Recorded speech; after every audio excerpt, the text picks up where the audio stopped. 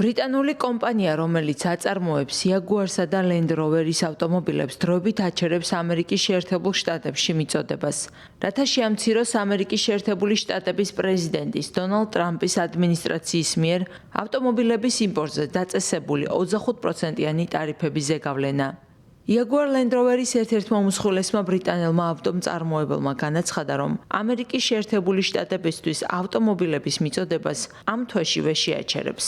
ამერიკის შეერთებული შტატები პრესტიჟული ბრენდებისთვის მნიშვნელოვანი ბაზარია. ჩვენ მუშაობთ ახალ სავაჭრო პირობებზე ბიზნეს პარტნიორებთან ერთად. სანამ გრძელვადიან გეგმას შევიმუშავებთ, ვიღებთ გარკვეულ ზომებს. კერძოდ, აპრილში ამერიკის შეერთებულ შტატებში ავტომობილებს აღარ გავაგზავნით. ნათქვამია კომპანიის განცხადებაში. დიდი ბრიტანეთის ავტოინდუსტრია მნიშვნელოვანი გამოწვევების წინაშეა ახალი ტარიფების გამო.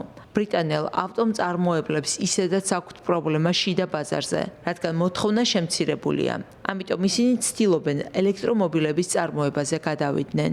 გაერთიანებული სამეფო საავტომობილო მწარმოებელთა საზოგადოების ინფორმაციით, ქვეყანაში წარმოებული ავტომობილების რაოდენობა გასულ წელს 13.9%-ით შემცირდა და 779.584 ერთეულს მიაღწია. ამ ავტომობილების 77%-ზე მეტი ექსპორტისთვის იყო განკუთვნილი.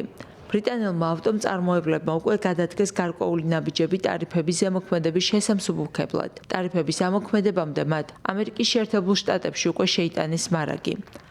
ბრიტანული ავტომობილების ექსპორტი ამერიკის შეერთებულ შტატებში წინა წელთან შედარებით დეკემბერში 38.5%-ით გაიზარდა, იანვარში 12.4%-ით, ხოლო თებერვალში 34.6%-ით.